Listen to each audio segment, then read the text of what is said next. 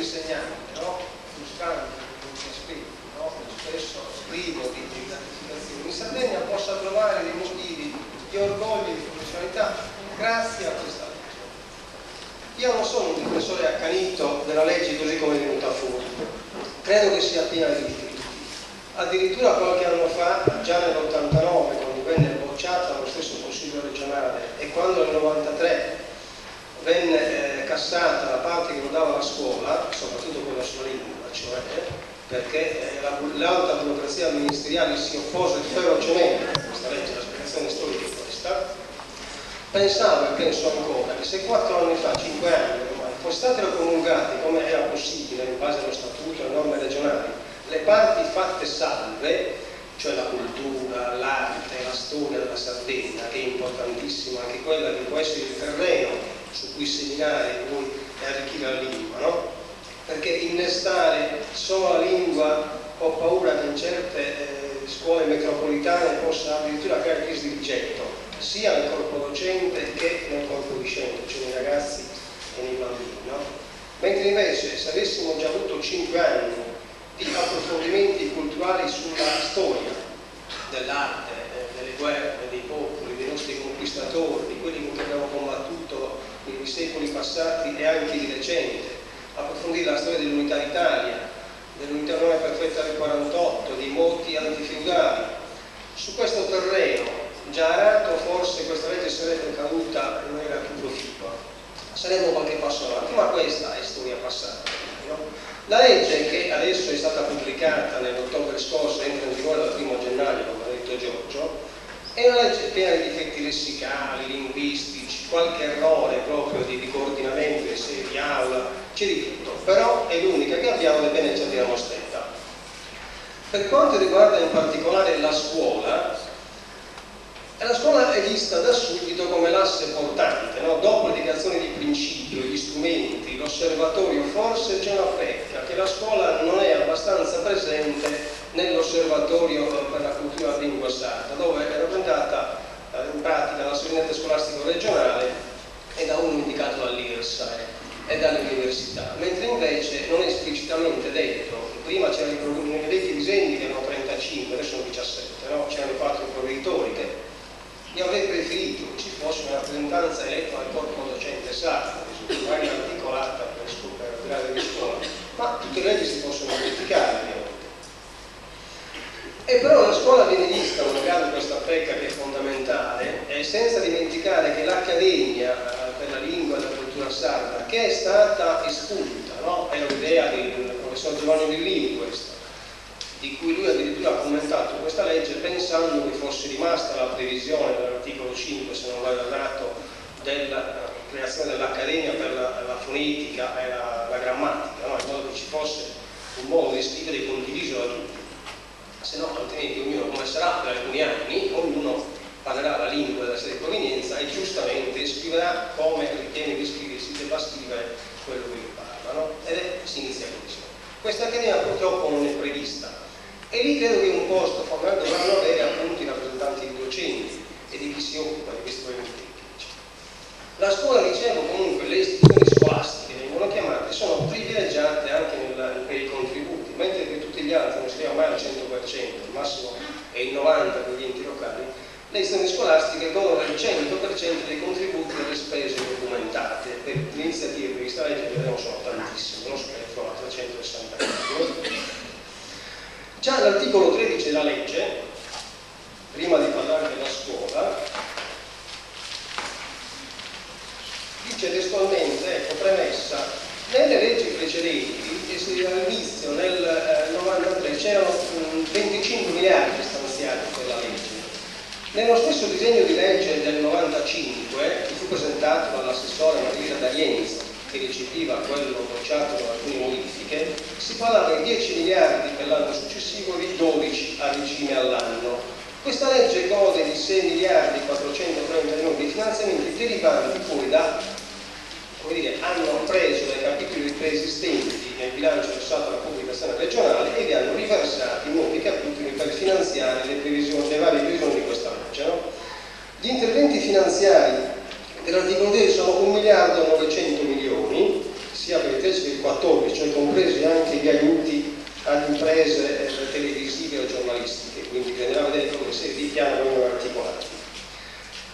Comunque l'amministrazione regionale concede a soggetti operanti nel settore culturale, sulla base del piano triennale di interventi, contributi finanziari secondo le seguenti misure e modalità.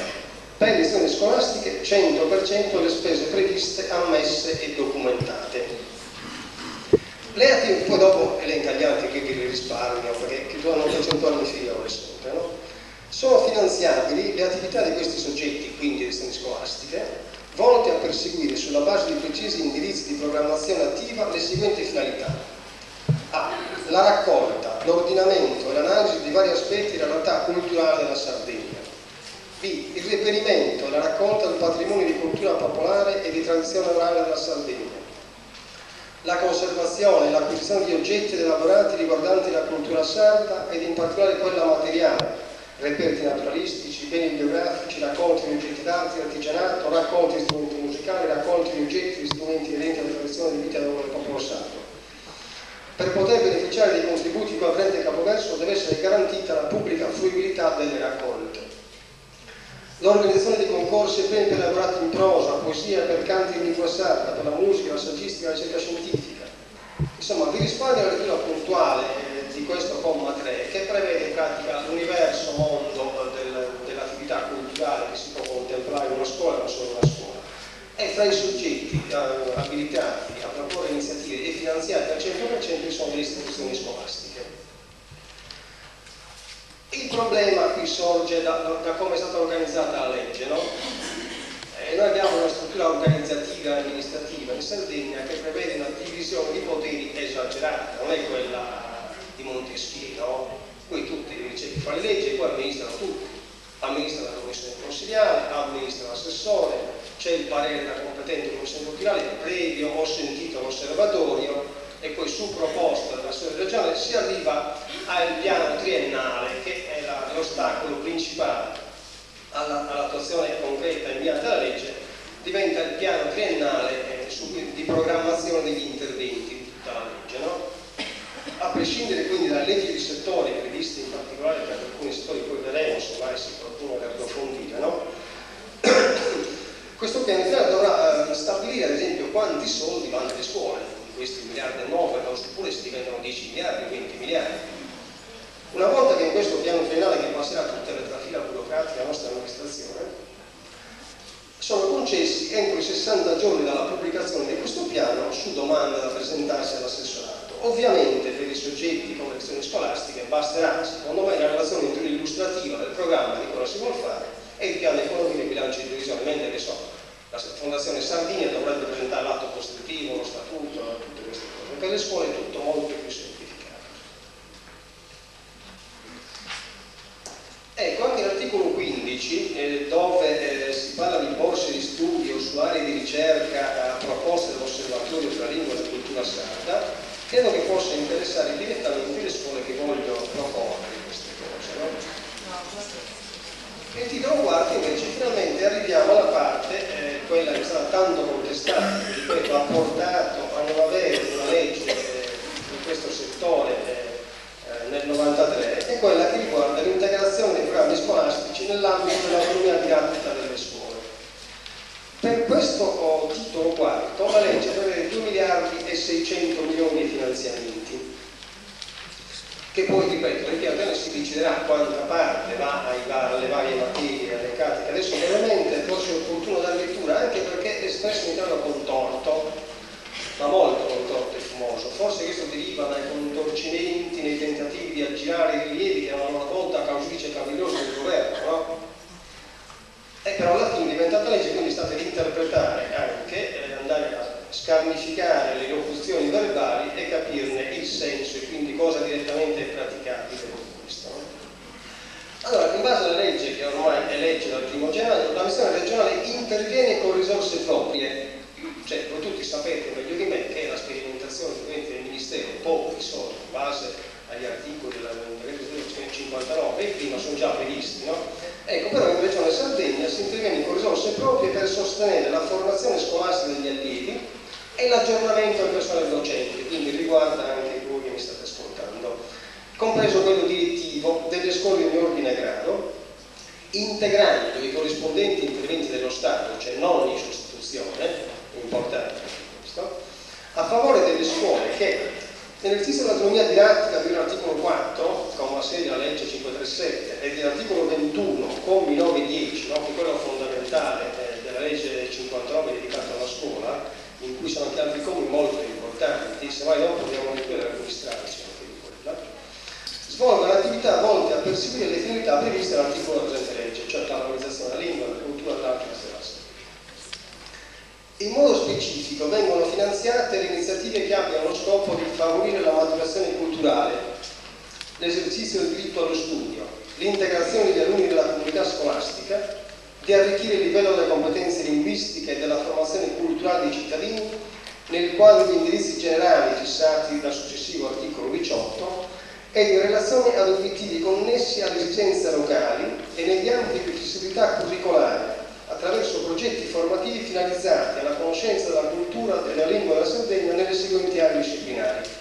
Quindi progetti formativi nelle aree che sono lingua e letteratura sarda, storia della Sardegna, storia dell'arte della Sardegna, tradizioni popolari, geografia ed ecologia e diritto con specifico riferimento all'ordinamento della regione Sardegna. Quindi credo che questo campo sia vastissimo, non c'è solo la lingua, questa legge viene vista, no? Forse perché la cosa che emerge di tutto, no? La novità, no? Della stampa, la stampa nazionale, è la lingua, no? Il sardo, che finalmente dopo che il grande linguista di sardo, come sapete tutti, è Max Leopold Wagner, che è un tedesco che si lamentava nei suoi scritti, lui stesso ammetteva, no? Che non avesse i crucci, non era colpa sua, non era la sua lingua materna. E lui stesso diceva nella sua opera che se fosse stata la sua lingua materna sarebbe stato in grado di offrire molto di più per l'arricchimento e per la conoscenza di questa lingua. E credo che sia un compito che viene consegnato a noi di lingua materna, quelli che ancora lo sono, e a tutti quelli che avranno la buona volontà di provare a capire la ricchezza estrema che è la lingua. Però, ripeto, non c'è solo la lingua in questa legge. Io credo che sia altrettanto importante la valorizzazione della storia, della microstoria, della storia evenienziale della Sardegna, nelle maniere in cui si può fare alla scuola materna, alle elementari, ma anche alle superiori, ovviamente, no? E credo che sia una cosa che permette a tutti gli insegnanti, no? Che vogliono dedicare passione a un lavoro che senz'altro sarà di scegliere l'area in cui preferiscono, no? Suscitare l'orgoglio di appartenenza che diventa poi lievito per la formazione, per l'arricchimento e per l'impegno scolastico dei ragazzi di famiglia.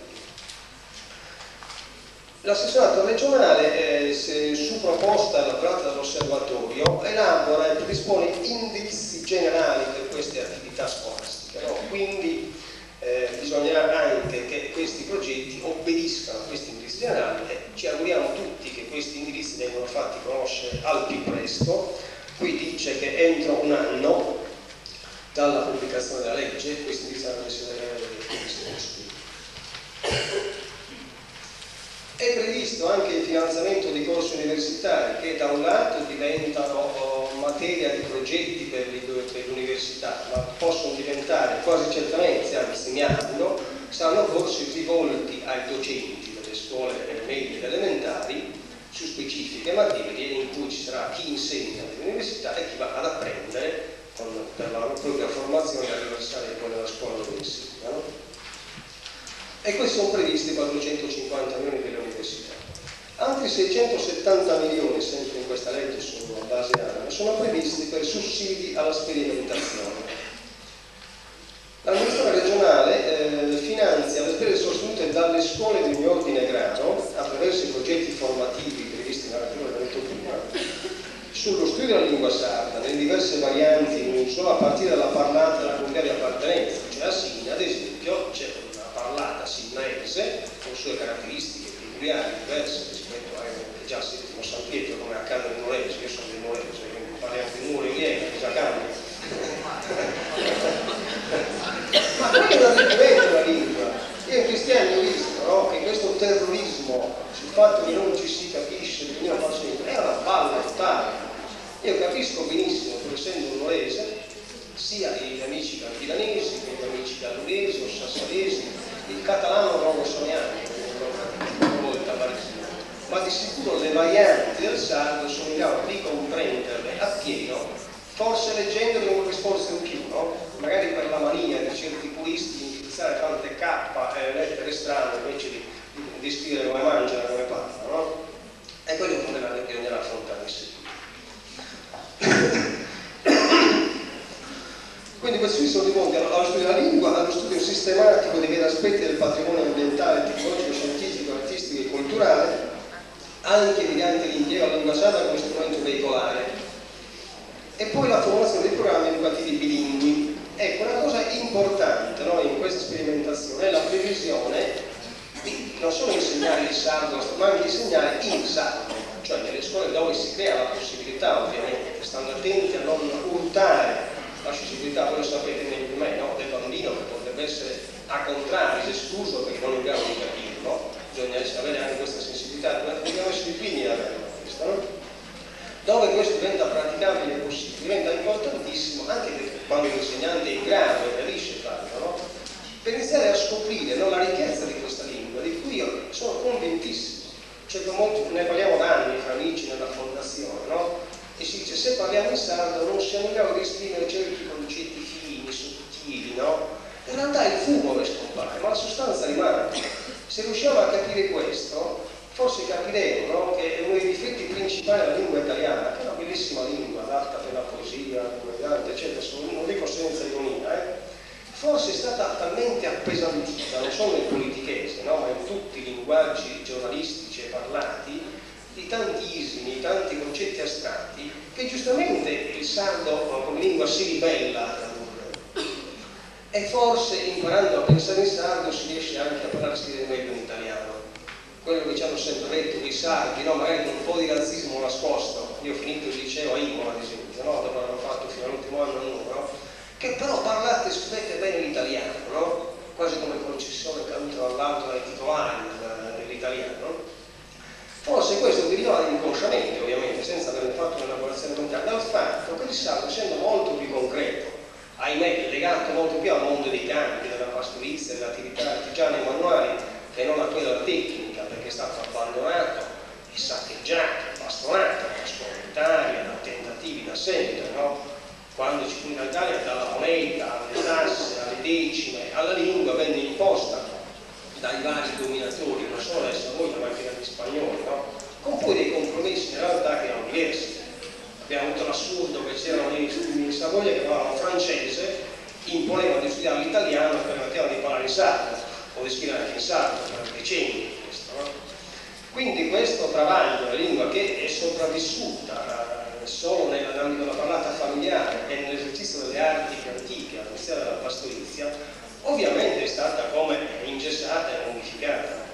Adesso questa legge penso che sia un'occasione unica, con tutti i difetti che ha, no? Con tutti gli appesantimenti burocratici, per riuscire a tirarla fuori e iniziare a farla rinvigorire, come una pianta che è rimasta senza alimento, però non è ancora seccata, potrebbe riprendere se tutti noi siamo capaci di alimentarla, a partire da quello snodo fondamentale di qualsiasi sviluppo sociale, di qualsiasi società, questo popolo che è la scuola. Io credo che questa legge funzionerà se i 30.000 o 28.000 o 25.000 docenti che operano in Sardegna, sia sardi, sardofoni, sardoparlanti, che non sardi, so che ce ne sono tanti di tutti, e bisogna stare attenti a usare questa legge come strumento per ricacciarli in Sicilia o in Campania, ovviamente, ma anzi cercare di conquistarli e integrarli in questa lingua. Basta non dimenticare, ripeto, che il maggior fiore del sardo è stato il tedesco. Basta non dimenticare che in alcune università in Olanda, in Germania studiano il sardo.